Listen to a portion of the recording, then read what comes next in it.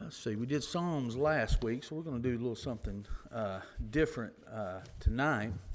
If you have your Bibles, turn to James chapter 4. We're going to look from the book of James to learn about something I think is very important that we've all probably have faced, we've had to deal with from time to time. Hopefully it's not us that's doing it, but we may have had this happen to us from time to time. Look at James chapter 4, beginning at verse 11. It says, "Do not speak evil of one another, brethren.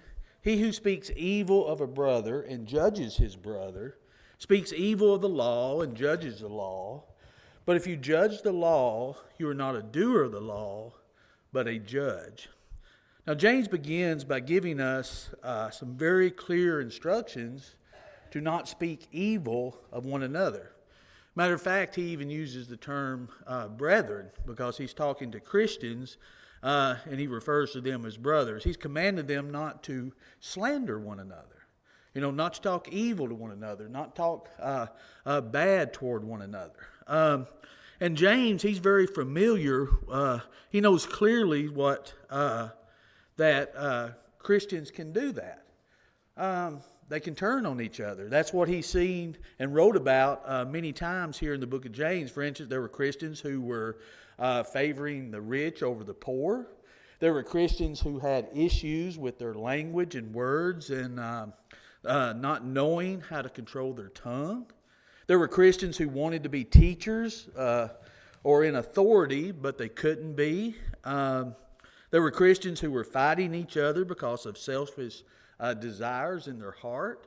So there's a lot of things that James wrote about that the church was dealing with even in that time, and it's no different today. There's a lot of things that goes on. There's a lot of things that happen, and then it's still, I think, an issue today, even as it was with James. Now, when Christians are fighting and quarreling over a lot of issues, they usually end up including personal attacks. And here's what usually happens. You have a disagreement with someone. And I've seen this in individuals who are having debates sometimes. I've seen this in individuals who are studying with each other or who even may be arguing over the scriptures. You find yourself in situations where individuals disagree about something. And what happens is when one or the other individual ends up not being able to defend their position, what happens is they start attacking the person's character. They start making it a personal attack because what else are they going to say? And that's what James was dealing with here. He says, don't turn things into a slanderous situation. Don't say things about other people. Don't speak evil toward the brethren. Don't say things that aren't true. And I think that's what happens when individuals get in situations. Like I said, we've all faced. I see it in the funeral business. I see it in other things in life. I've experienced it in church myself. In various congregations you see it take place. I've had it done to me before. So we all face this from time to time and we all deal with it. What we have to ask ourselves, okay, am I on the receiving end of it? Am I on the giving end of it? Do I see it happening? What do I do about it? How can I handle it? James, I think, gives us some very sound advice when it comes to these types of issues. First of all, what is slandering? The dictionary defines slandering as this: the utterance of false characters or misrepresentation which defame and damage another's reputation. The definition, I think, of slander, I think it can be broke down in three ideas. And the ideas are this. One, to speak false about someone, to say something that's not true. I've always been under the impression you can say anything about me that you want to as long as it's true. If it's true, say whatever you want. If you drive by my house and my yard needs mowing and you tell somebody, boy, Ronald's yard sure does need mowing, hey, truth's the truth, right? That's not slander. That's telling what the truth is. I'll go home. I'll say, yeah, the yard needs mowing. Tanya, you need to get out there and mow that yard. We're going to, actually, I don't let her mow the yard. She's one of them people that mow in a circle. Or you're not one of them, are you? I hope nobody is. You got to mow in lines and different lines each time, but that's another lesson. But if my yard needs mowing, say it needs mowing. But if my yard doesn't need mowing, don't go tell people my yard needs mowing, So first, I think slander can be broke down in one, talking false about someone. Another is to destroy someone's character, integrity, and reputation. That's what slander can do. And that's what James deals with when he deals with the tongue, is how damaging that can be. Because when you say something, can you take that back? Can a person unhear what's being said? We've been talking about that, things like this in our teenage class. When we're talking about sin and questions they were asking, we were discussing this in the form of sin. Be careful what you're looking at. Be careful what you're listening to, because you can't unsee something. You can't unhear something. So make sure you're making an effort to make sure you're keeping yourself as pure as you can keep yourself in this world that we live around. We don't live in a bubble, but we are responsible for what we see. We are responsible for what we hear. But James here talks about we're responsible for what we say. Because once we say these things, true, untrue, whatever they are, you can't take those things back. Now, you can get forgiveness. You can say, boy, I wished I'd never said that. But that person can't unhear it. There's still circumstances. There's still damage that is done. The next thing, you've got false accusations. You've got damaging someone's character, integrity, and reputation. But the problem with slander is you do it in a public way. You do it in a way that you can't get that back. It's like I heard a story one time of this lady. She was talking about this one preacher, and she was telling different things. She didn't like him, so she was telling different things about him. Well, she had a change of heart.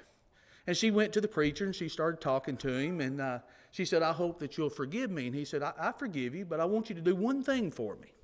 I want you to go get a black hen, and I want you to kill it. I want you to put it in a basket. I want you to come to town, and I want you to give pluck feathers off of it and give a feather to each person in the town. She said, then what's left, I want you to go up in the tower. I want you to pluck all those feathers off, and I want you to just throw them out into the wind. Then when you do all that, I want you to go back, and I want you to get every feather that you put out there. She said, well, I can't never do that. He said, I'll forgive you, but you're right. You can't never get back what you said. And when I read that story, I read that years ago when I was dealing with a certain issue.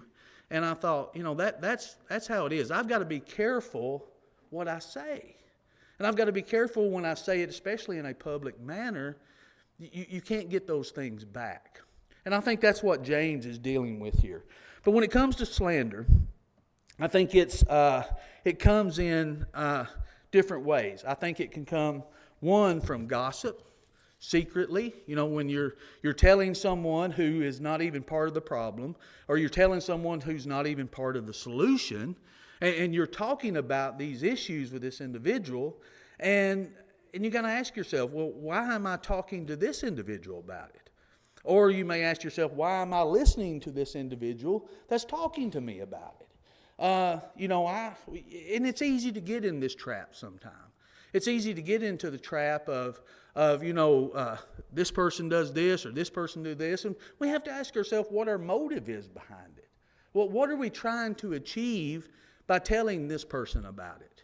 We want to feel better about ourselves. We want somebody on our side. Are we trying to help that person? If we're trying to help that person, encourage that person, even change that person, why aren't we talking to that person? Why are we talking to this person over here? So I think slander starts with one way, through gossip, but again, as I said, another way through false accusations. False accusations, I think, it's telling something about someone that's not true, or we think it's not true, and it could be just simply because we don't understand what that person meant to say. And I can make false accusations like that. And I tell you, I think about this all the time. And I tell you when I think about it, when I'm standing right here. Because I'm standing right here in front of that right there. You got to make sure, you got to think, because my brain and my mouth don't always work the same together. Does yours?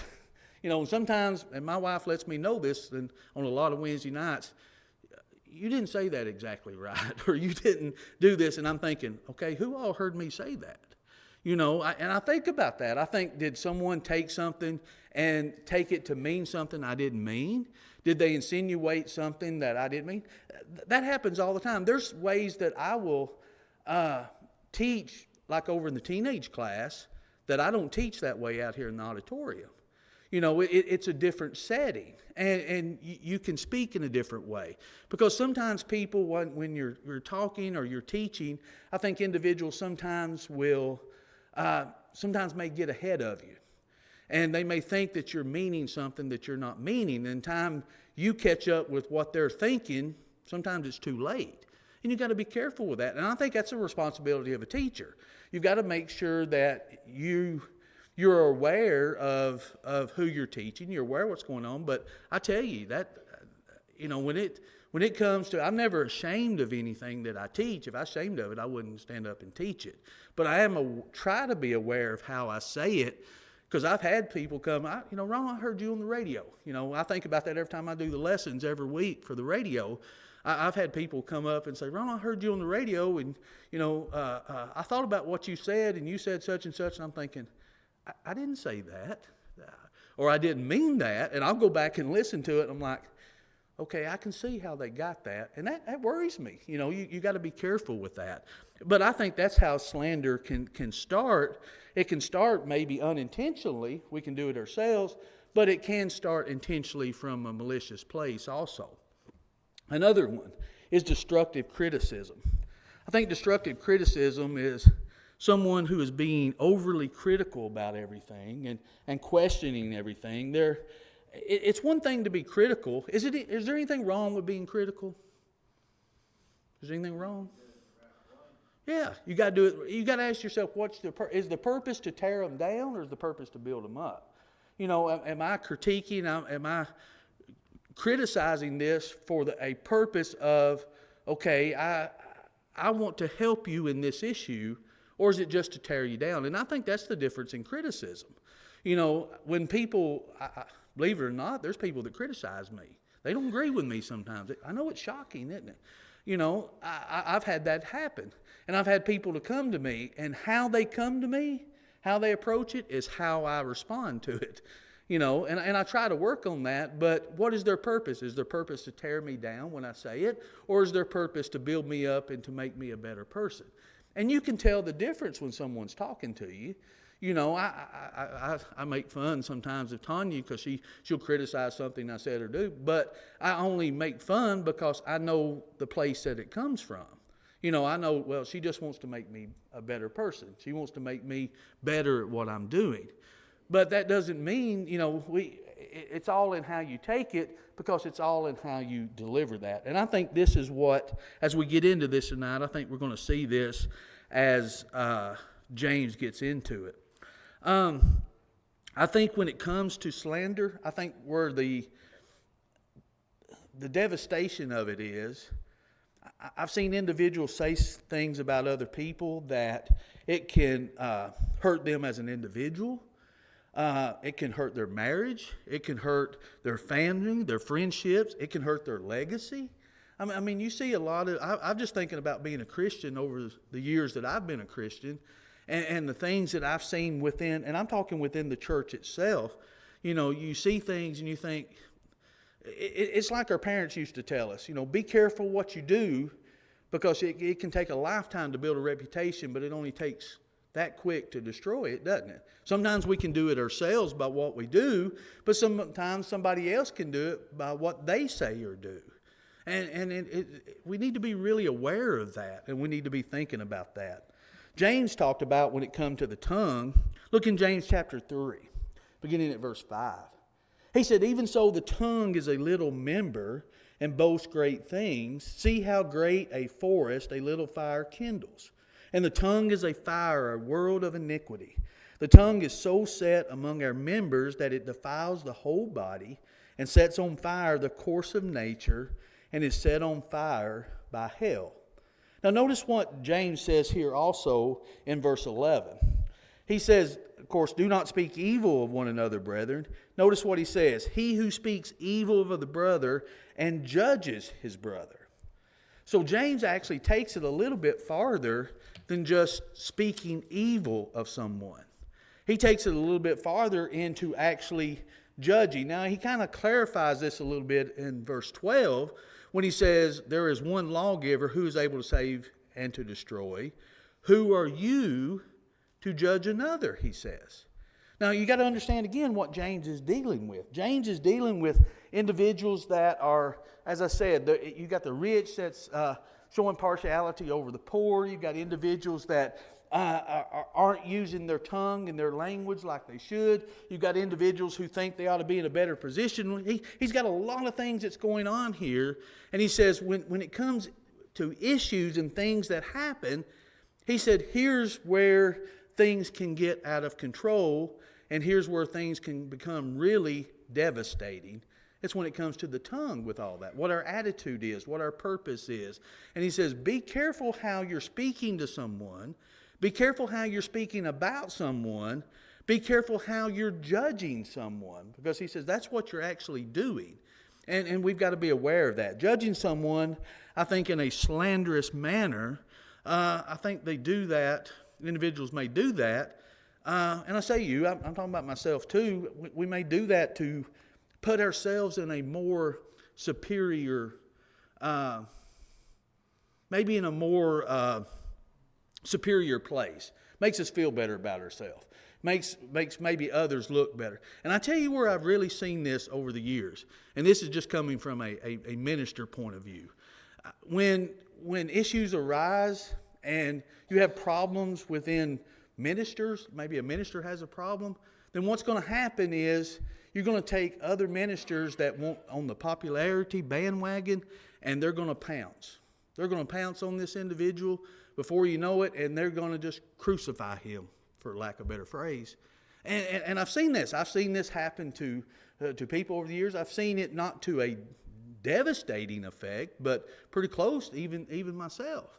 You've got individuals, and then you've got individuals that are just waiting to say, okay, which side am I going to be on here? Am I going to be on this side? Am I going to be, well, who's the most popular preacher? Who's the one that's the head of the ladder right now in the brotherhood? That's who we're going to, and unfortunately it's like that. It shouldn't be like that, but unfortunately it is like that. And if you've ever been close to a minister or been in a minister family, you know exactly what that's like. It can be devastating. You know, it can be to where you think, you know, how did it get to this point? And we got to be careful with that, because what can happen is you can get into a situation where, as James is talking about here, you can take one matter that's a particular matter, and you can turn that matter into something greater, and that into something greater, and before you know it, there's a whole lot of sin involved. Then that's where you really got issues at. And that's what James here, I think, is trying to deal with. He's trying to deal with individuals saying, okay, you've got issues. There's issues that are there. There's disagreements that are there. How are you going to handle this as brothers and sisters in Christ? How are you going to speak to this individual? What's your motive with this individual that you're talking about? Is your motive to build them up? Is your motive to help save their soul? Or is your motive to tear them down? Our motive should never be to tear somebody down, should it? But unfortunately it happens. You know, unfortunately we see that sometimes. And I'm just being honest from a minister point of view. And maybe I've seen some of the ugliness that we shouldn't see sometimes throughout the years. But you do. You see those things.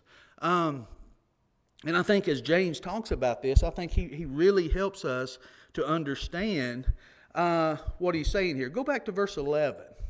He says, do not speak evil of one another, brethren. He who speaks evil of a brother and judges his brother speaks evil of the law and judges the law.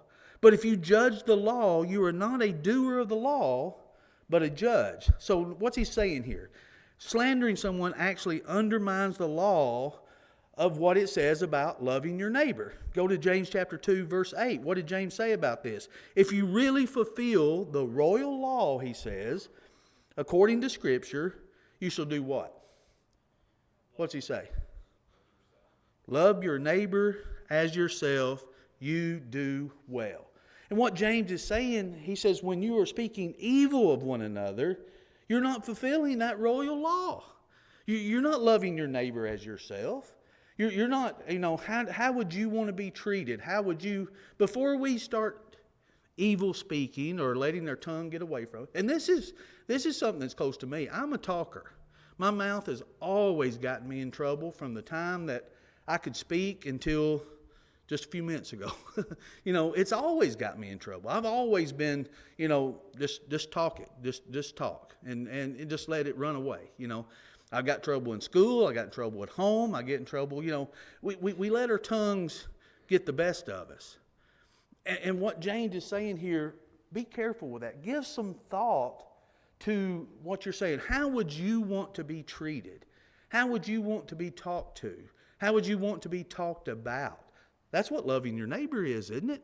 That's what James is saying here, what the royal law is. He says this is how we should do. Look at that other person and see how. That's why I'm excited about our retreat, because the theme is preferring our brother. The theme is working together.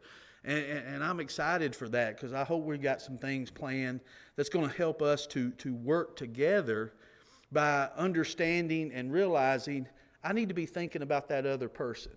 Everything that I do, everything that I get involved in, the things that I say, I need to be thinking about the other person, not myself. And I'm excited about that. But I believe that's what James is trying to get across here when he talks about the royal law. And he says that if you really fulfill it, according to Scriptures, you'll love your neighbor as yourself. Now this is, I think it becomes a prideful attitude. I think this is what Paul was talking about when the Jews were, at that time, were judging the Gentiles in a certain way. Remember what he said in Romans chapter 2, beginning at verse 1? He says, therefore you are inexcusable, O man, whoever you are who judge, for in whatever you judge another, you condemn yourself. For you who judge practice the same things, but we know that the judgment of God is according to truth against those who practice such things. And do you think this, O man, you who judge those practicing such things and doing the same, that you will escape the judgment of God? He says, you've got to be careful. You need to be looking at yourself, making sure we're living like we should, make sure we're doing the things that we should, and not be condemning someone for the very things that we may be doing ourselves. And that's what they were doing here at the time. Now, again, judging and slandering someone equals to judging and slandering the law. I think that's what James is saying. He says when you do, you're judging the law. You're talking against the law. And when he talks about this royal law, this loving your neighbor, it's saying you think you know better than God. You think you know better than the law. You think you can work this out better than anybody else can. And ultimately, the one who gave the law to start with, who gave us the commands to live by, who gave us the things in which we're loved, which is love your neighbor as yourself. So, do we think we know better than that? I think that's what the point here that James is making. He says slander and being a judge over the law and over someone else is wrong here, he's saying. Now in this verse, this judging, I think, is more, it's elaborated a little more. Look again at verse 12. It says, there is one lawgiver who is able to save and to destroy. Again, who are you to judge another? What do you think James is saying here? If there's one lawgiver, and he says there's one lawgiver who is able to save and to destroy, who are you to judge another? Jeremy?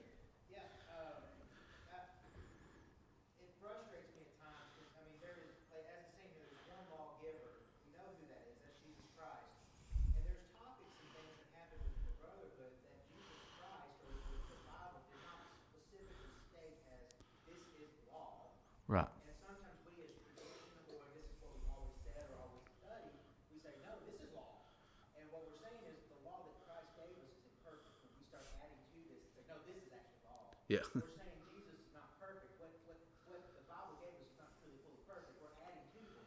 And that's how we're actually judging the law. And we're saying,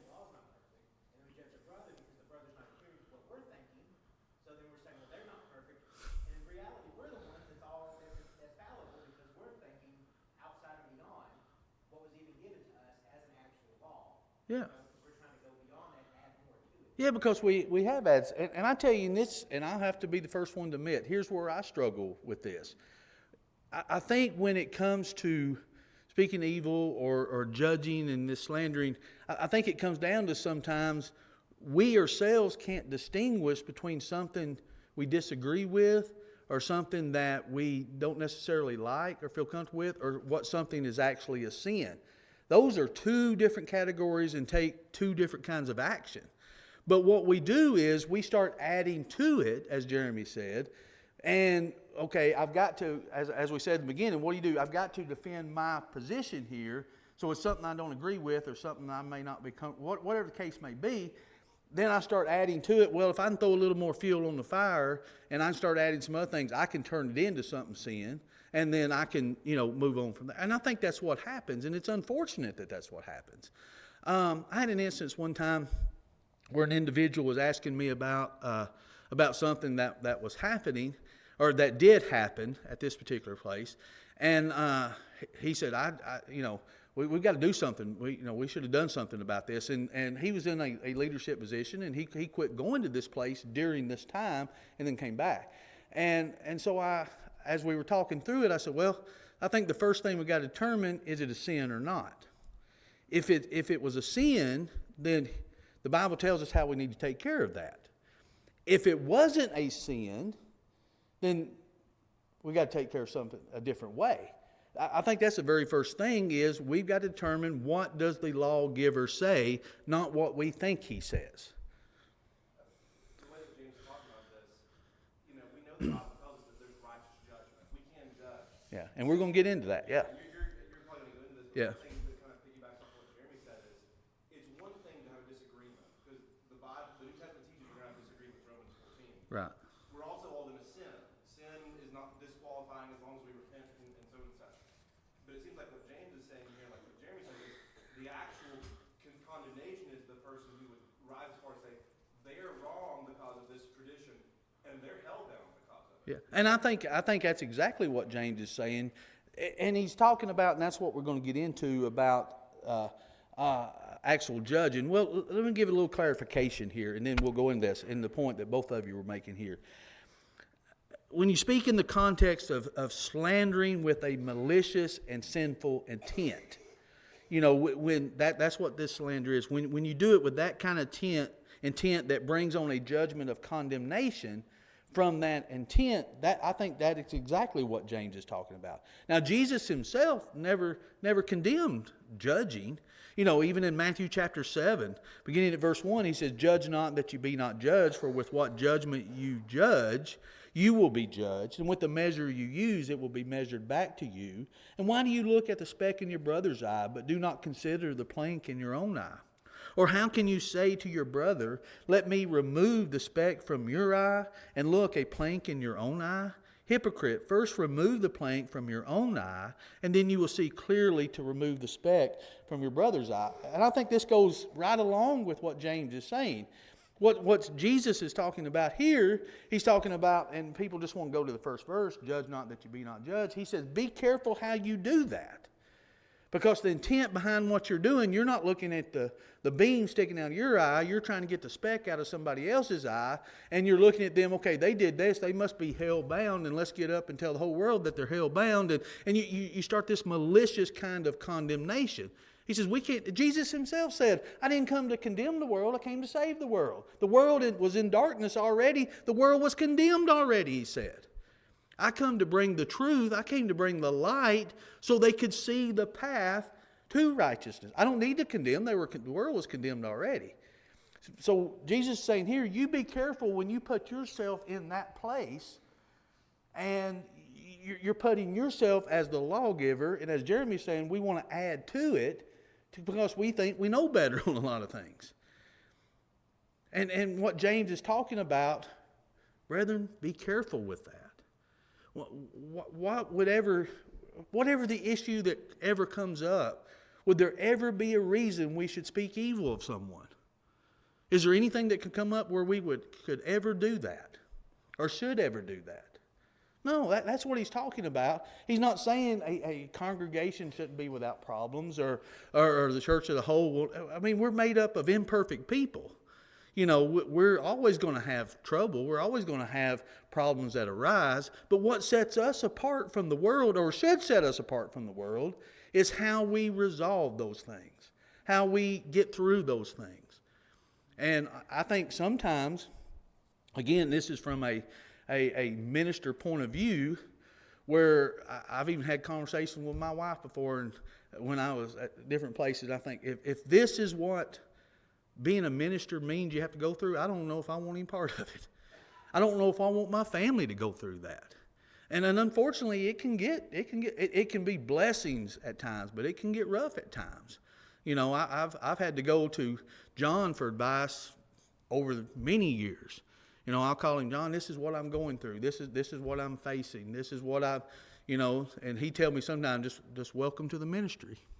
You know, because and then he'd tell me some things that he'd went through, how he got through it, and it really helped over the years. That's why I'm where I'm at now, you know, because it's where I wanted to be, and I wanted my family to be. But, you know, when I got to reading this about James and thinking about these things, I'll be honest, it brought up some hard things for me to think about and remember, and to still think that, you know, if James was having to write and deal with that, and we're still dealing with it today, have we learned anything from it? You know, have we really learned and thought, okay, I'm a child of God walking in the light. How should I handle this? And I think about this with me. I love a good argument. Boy, I do. I love a good argument. And I've thought, people that I've disagreed with or had issues with over the years, how did I handle that? Did I handle it going to them and talk to them to help them, or to help me win that argument, help me to look better in that situation? And I have to tell you, there's times I've had to go back to individuals and say, you know, I didn't handle that right. I didn't say that right. I didn't do the right things there. And it's hard to humble yourself that way, but I do believe that's what James is dealing with. So don't misunderstand. I'm not saying that we shouldn't judge, a righteous judgment as the Bible says, and to be able, because if I couldn't judge, I could never preach the gospel to try to correct somebody that's in sin. I mean, you couldn't do that if you couldn't judge them. Matter of fact, in Matthew chapter 7, he tells us this is how you'll know false teachers. This is how you'll know the difference between these, a good tree and a bad tree. You look at their fruit. So there's things that we can know, but there's things that we can't know either. You know, there's things that I am not the judge on, that the lawgiver would have to be the judge on that, because he's the one that knows all righteously and justly.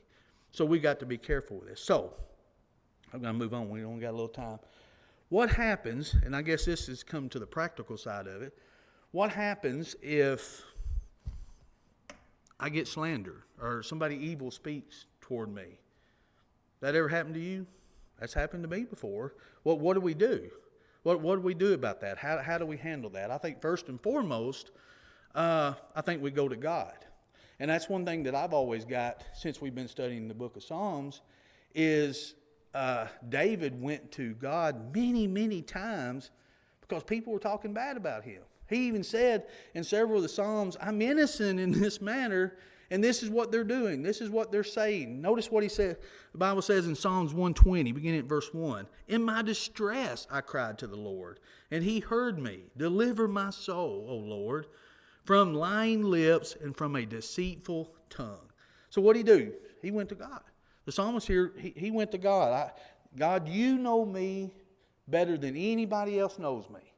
And David, that's what he pleaded to God many times. God, you know I'm innocent in this matter, and you see what individuals are doing to me. And so he cried out to him many times. So what do? We trust God that he's good, he's just. Pray out to him, cry out to him, ask him to give you wisdom, ask him to deliver you from that difficult situation.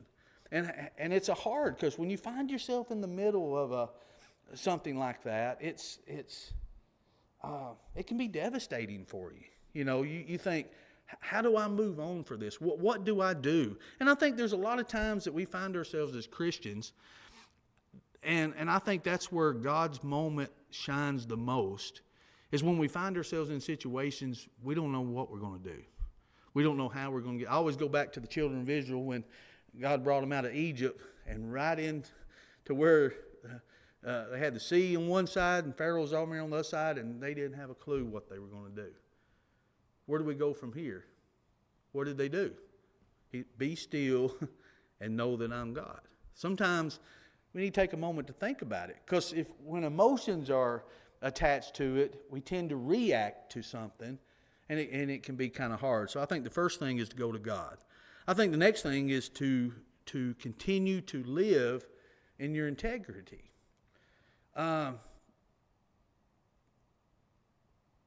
There's always going to be somebody who says something. And unfortunately, it hurts, especially when it's in the brotherhood, when it's from brothers and sisters in Christ. It's going to hurt.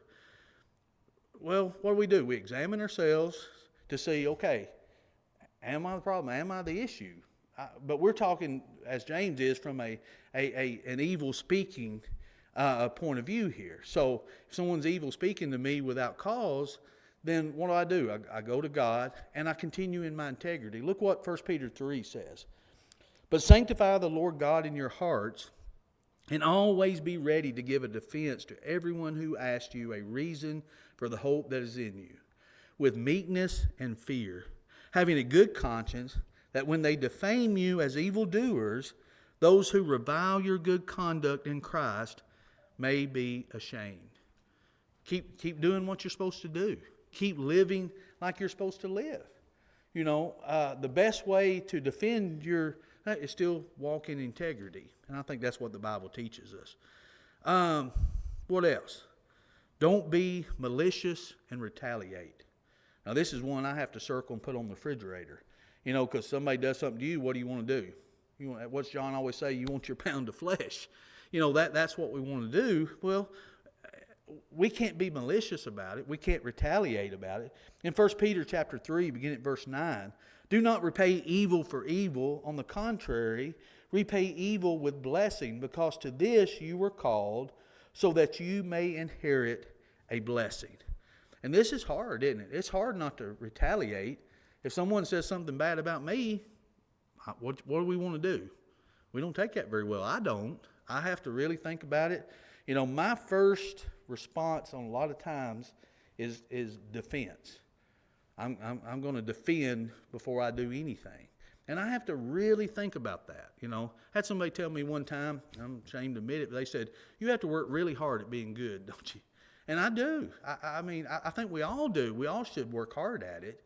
But I think sometimes we can have tendencies to want to retaliate, and we need to be careful with that. So, that tells us what to do if that's happening to us. How do we keep from doing that?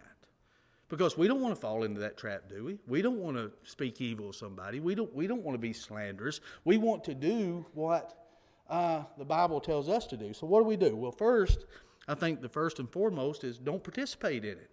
Don't be a part of it. And sometimes that can be hard for us. Ephesians 4 and verse 31 says, let all bitterness, wrath, anger, clamor, and evil speaking be put away from you with all malice. Don't do it. Just don't participate in it. We may feel the need to do it. We may feel like, well, I need to be involved in that. I need to be doing that. You know, I've had individuals ask me about situations over time, and they'll say, well, what do you think about it? I said, I go to Center Grove. That's not going on at Center Grove. I'm doing fine. You know, we're doing fine. If it ain't going on at Center Grove, ain't none of my business. You know, I don't care what somebody else is doing, and I'd rather somebody else not tell me about it or want me to be involved in it. Because, you know, what am I trying to do? I'm trying to get myself, I'm trying to get my family, and I'm trying to get those and any opportunity I have to teach and preach to do the things that I can do to help get those to heaven too. And, you know, if I can help someone do something, I will, but I'm not going to get involved in something that's not my business. I'm going to make sure to do all I can to stay out of it. So what do? Not to participate in it. Others, check the facts. You know, I think this is what James is getting to a lot of times, is slander and evil speaking is meaning false accusations. So make sure you get the facts straight.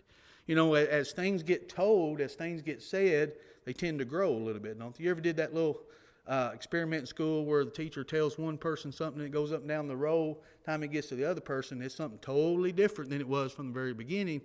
And that happens in about everything. It always grows. It always becomes more to it than there was to begin with. So how do I do that? Well, James 1:19 tells us, "So then, my brethren, let every man be swift to hear, slow to speak, and slow to wrath." Make sure I'm doing more listening than talking. Make sure I've got all the facts before I come to a conclusion about something. Because most of the time, let's face it, if you didn't know me, or didn't know, you knew of me but didn't know me, and somebody told you something about me, when you met me or around me, or if you talked to somebody else about me, what would you think? What would be on your mind? What that person told you? I think so. I think that happens. I went and preached one time at a place, and this guy come up to me and he said, "You're not the Ronald Strong that I thought you were going to be." He said, "The one that I thought was coming here wasn't nothing like that," you know. So they'd heard something about some other one that wasn't me. So make sure we got our facts straight. And how we do that, we listen. Proverbs 18:13. "He who answers a matter before he hears it, it is folly and shame to him." Sometimes we come to a conclusion before we hear all the matter. We just hear parts or pieces to it, and we come to a conclusion of it and think that we know all about it. And what's he say? It becomes folly and shame to us. Proverbs 18:17. "The first one to plead his case seems right until his neighbor comes and examines him." It's just like a court of law. You hear somebody up on the stand. I've watched court TV before, and I've heard somebody up on the stand. I thought, they're guilty of sin till that cross-examination comes. When cross-examination comes, I realize, okay, I didn't have all the facts. And that's what we got to make sure that we do, is have all the facts. So when we think about James, go back and read James, especially James chapter 3. When it comes to the tongue, James is a tough book. James is a book that I think causes us to look in the mirror.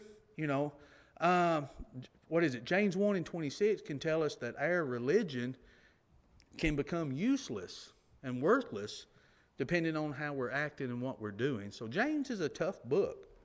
But there are some things that we can learn if we take these things and apply them to our lives, and I hope that we can.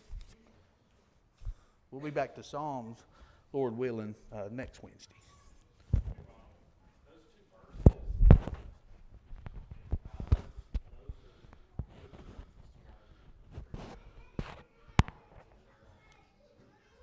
Say that one more time. I'm sorry.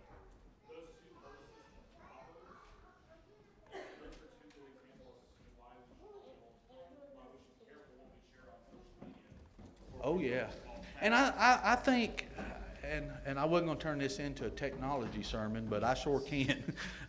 You know me, an old fogey, how I am with it. But I think media, live stream, a lot of things makes it worse sometimes because it's more accessible. We see things, we hear things, or we think we do, and can take them out of context. And it can become, we got to be careful with that, So I guess the moral of the story, if you think I mean something, come and ask me, and I'll tell you if I meant it that way or not. So be sure and ask.